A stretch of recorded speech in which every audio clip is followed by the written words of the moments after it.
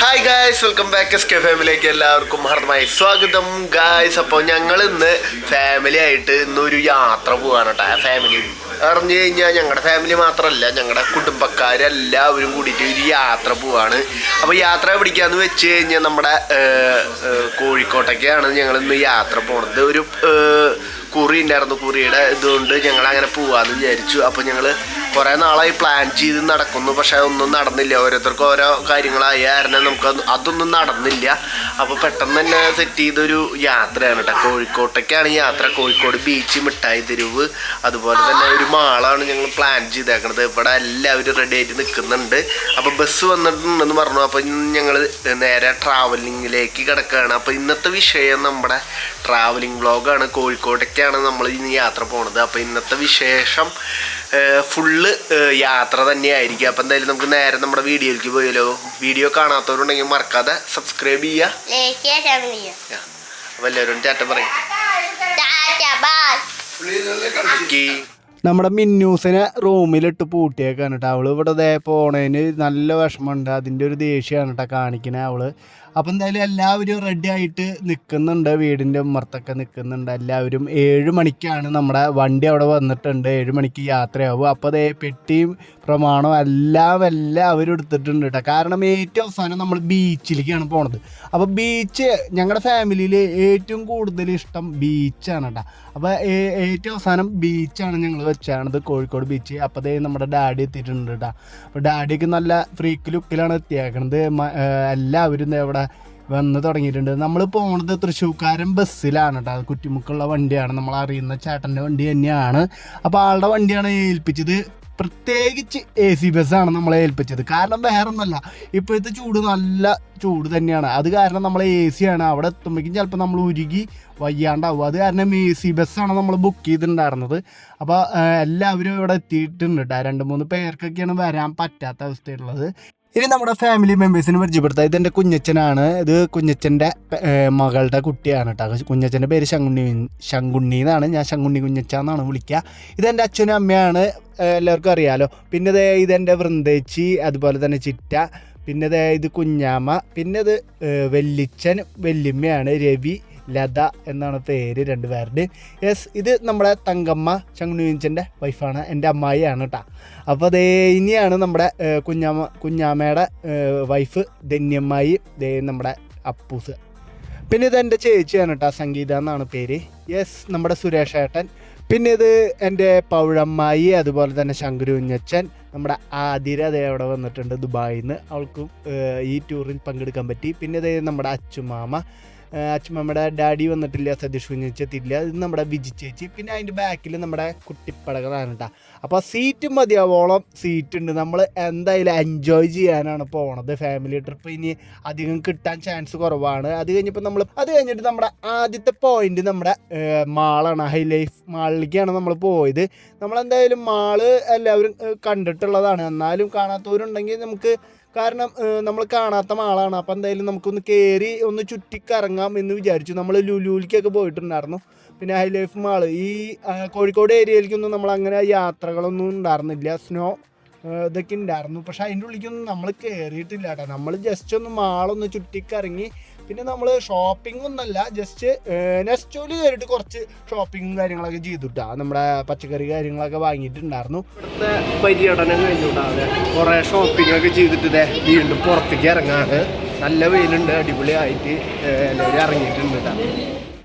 അങ്ങനെ ഉച്ച സമയമായിട്ട് അപ്പോൾ കോഴിക്കോട് വന്നു കഴിഞ്ഞാൽ കോഴിക്കോട് ബിരിയാണി കഴിക്കണം. കാരണം കോഴിക്കോട് ബിരിയാണിയാണ് സ്പെഷ്യൽ. അപ്പം നമ്മൾ ബിരിയാണി കഴിക്കാൻ ഒരു ഹോട്ടലിലേക്ക് കയറിയേക്കാണ്. അപ്പം നമുക്ക് വേണ്ടിയിട്ട് അവർ റൂം കറക്റ്റായിട്ട് സെറ്റ് ചെയ്ത് വെച്ചിട്ടുണ്ടായിരുന്നു. അപ്പം നമ്മളെല്ലാവരും അവിടെ കയറിയിട്ട് എല്ലാവർക്കും ബിരിയാണിയാണ് പറഞ്ഞത്. 1-2 പേര് സാധാ ചോറാണ് പറഞ്ഞിട്ടുണ്ടായിരുന്നത്. കാരണം വേറെ ഒന്നല്ല, കോഴിക്കോട് ദം ബിരിയാണി കഴിക്കണം എന്നാണ് എല്ലാവർക്കും ആഗ്രഹം ഉണ്ടായിരുന്നത്. അത് നമ്മുടെ കമ്പനി ചെലവിൽ തന്നെ ബിരിയാണി എല്ലാവർക്കും ഫ്രീ ആയിട്ട് കൊടുത്തുവിട്ടു. അത് കഴിഞ്ഞ് നമ്മൾ നെക്സ്റ്റ് പോയിന്റിലേക്കാണ് പോകുന്നത്. കാരണം ഇപ്പം നല്ല വെയിലായ കാരണം എല്ലാവരും ഭക്ഷണം കഴിച്ച് ഇരിക്കുന്ന സമയമായ കാരണം നമ്മൾ നല്ലൊരു സ്ഥലത്തേക്ക് പോകണമെന്ന് വിചാരിച്ചു. അപ്പം നമ്മൾ പ്ലാൻ ചെയ്ത വെച്ചാൽ പ്ലാനറ്റോറിയാണ് കോഴിക്കോട് ഈ പഠന സംബന്ധമായിട്ടുള്ള കാര്യങ്ങളൊക്കെ കാണുന്ന ഒരു പ്ലാനറ്റോറിയത്തിലേക്ക് പോകാനാണ് പ്ലാൻ ഇട്ടാണത്. കാരണം ഈ വെയിലിൽ നമുക്ക് അധികം പുറത്തിറങ്ങിയിട്ട് ആ വെയിൽ കൊള്ളാൻ താല്പര്യമില്ല.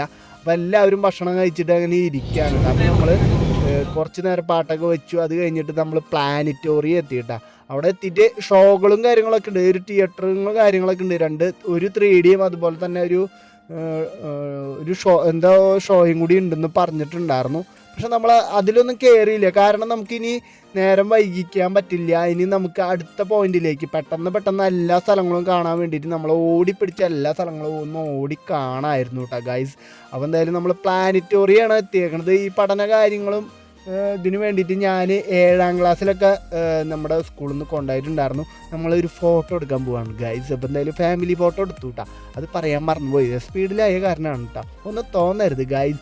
അപ്പോൾ എന്തായാലും നമ്മൾ പ്ലാനറ്റോറിയാണ്. അപ്പോൾ ഷോക്ക് കയറണില്ല, അതിനുള്ളിലുള്ള പഠന സംബന്ധമായ കാര്യങ്ങൾ. കാരണം നമുക്കിപ്പോൾ പഠിക്കാനുള്ള ആൾക്കാരൊന്നുമല്ല, പക്ഷേ അതിൽ കുട്ടികളൊക്കെ ഉണ്ടായിരുന്നു. അവർക്കൊക്കെ പഠിക്കാൻ വേണ്ടിയിട്ട് ജസ്റ്റ് ഒന്ന് കയറിയെന്നുള്ളൂ. നമുക്ക് എങ്ങനെയെങ്കിലും ആ സമയം ഒന്ന്, കാരണം ആ വെയിൽ കൊള്ളാതെ നമുക്ക് ഡീൽ ചെയ്യണം.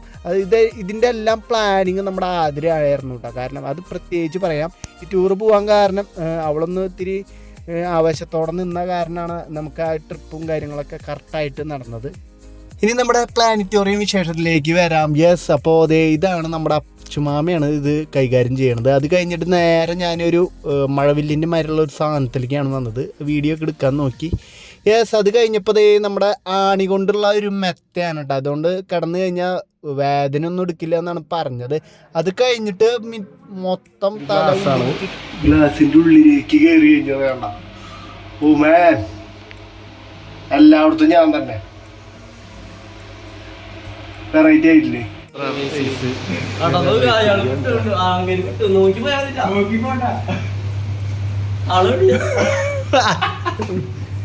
ഞാൻ ഇന്ത്യയില് കൊറേ വഴികളൊക്കെ ഉണ്ടല്ലോ.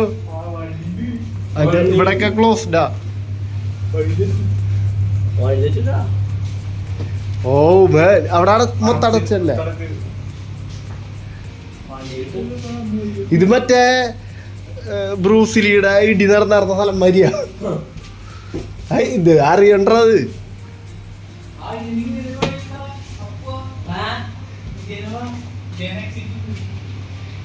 ധ്യാനാണ് എക്സിറ്റ് ഇതേ. ഇത് എവിടെ എക്സിറ്റ്? എവിടെ എക്സിറ്റ്? ഇതാണല്ലേ. യെസ്, അപ്പം നമുക്കിവിടെ ഒരു മാർക്കിങ് തന്നിട്ടുണ്ട്. ഇതിൽ നോക്കുകയാണെങ്കിൽ എന്നെ കാണാനില്ല. അതേ കാണുന്നു, കാണാ ഫുള്ള് കാണാനില്ലേ. അതാവും ചിലപ്പോ. ഇത് ഒരു വാനിഷിങ് ഇമേജ് ആണ്. കാണില്ല ഇവിടെ നിന്ന് ഈ സ്പോട്ടിലൊന്നും കാണില്ല. ഹലോ ഗൈസ്, ഞങ്ങൾ ചന്ദ്രനിലെത്തി ഗൈസ്. അടിപൊളി ഗൈസ്. ചന്ദ്രനിൽ പോയിരിക്കുകയാണ് സനീഷ്.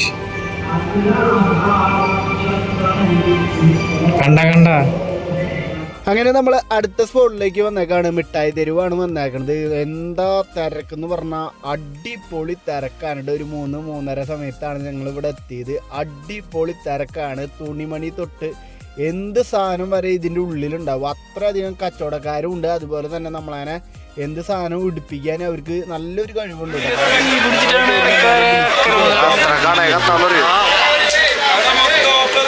ആദ്യമായിട്ടല്ലേ നീ കാണണ ഇതുവരെ കൊടി?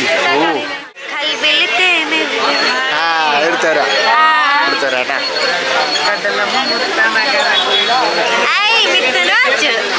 മുത്തനും പടക്കം വാങ്ങിയിട്ട് അങ്ങനെ മിഠായി തെരുവിൽ അങ്ങോട്ടും ഇങ്ങോട്ടും നടന്നുകൊണ്ടിരിക്കുകയാണ് ഞങ്ങൾ. അപ്പോൾ അതേ അമ്മയ്ക്ക് കോഴിക്കോടൻ അലുവ വേണമെന്ന് പറഞ്ഞിട്ടുണ്ടായിരുന്നു കേട്ടോ. അപ്പം നമ്മൾ അലുവ കടകളൊക്കെ ഉണ്ട് ഇതിൻ്റെ ഉള്ളിൽ. അപ്പോൾ അവിടെ നിന്ന് അമ്മയ്ക്ക് അലുവ വാങ്ങിത്തരാമെന്ന് പറഞ്ഞിട്ടുണ്ട്. പലതരം വെറൈറ്റി അലുവകളൊക്കെ കോഴിക്കോട് നിന്ന് കിട്ടും. അപ്പോൾ എന്തായാലും നമുക്ക് അലുവക്കട കണ്ടുപിടിച്ചു കേട്ടോ ഗൈസ്. അപ്പോൾ എന്തായാലും നമ്മൾ ഇവിടെ നിന്നല്ല വാങ്ങണത്, വേറെ കടയിൽ നിന്ന് അച്ഛനും അമ്മയും കൂടിയിട്ട് വാങ്ങി നമ്മളെന്തായാലും അലുവക്കട ഇതിങ്ങനത്തെ അത് ഇത്തിരി വലുതാ, അങ്ങനത്തെ വലുതെടുക്ക്. സെവനപ്പെടുത്തോ എനിക്ക് സെവനപ്പ്. ചേട്ടാ ഇത് എത്ര? ആ ഇത് 800 തൊണ്ണൂറില്ല, നമ്മൾ 800. ഗൂഗിൾ പേ ഒന്നും വേണ്ടത്. റെഡി ക്യാഷ്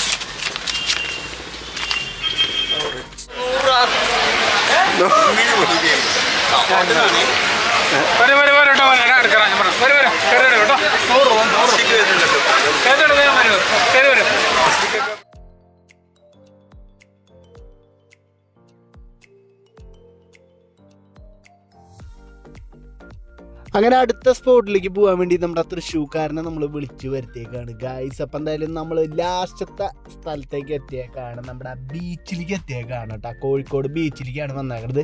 അത്യാവശ്യം തിരക്കും കാര്യങ്ങളൊക്കെ ഉണ്ട്. ഇതല്ല ശരിക്കും എൻട്രൻസ്, വേറെ ഒരു എൻട്രൻസും കൂടി ഉണ്ട്. അവിടെയാണ് കുറേ കളിക്കാനുള്ള സാധനങ്ങൾ ഉള്ളത്. ഇതേ കാണുന്നത് സ്പീഡ് ബോട്ടാണ് ഗായ്സ്. അപ്പം എന്തായാലും നമ്മുടെ ഫാമിലിക്ക് ഏറ്റവും കൂടുതൽ ഇഷ്ടം ബീച്ചിൽ ഇറങ്ങാനാണ്. അപ്പം എന്തായാലും എല്ലാവരും ബീച്ചിൽ ഇറങ്ങി കളിക്കുന്നുണ്ട്.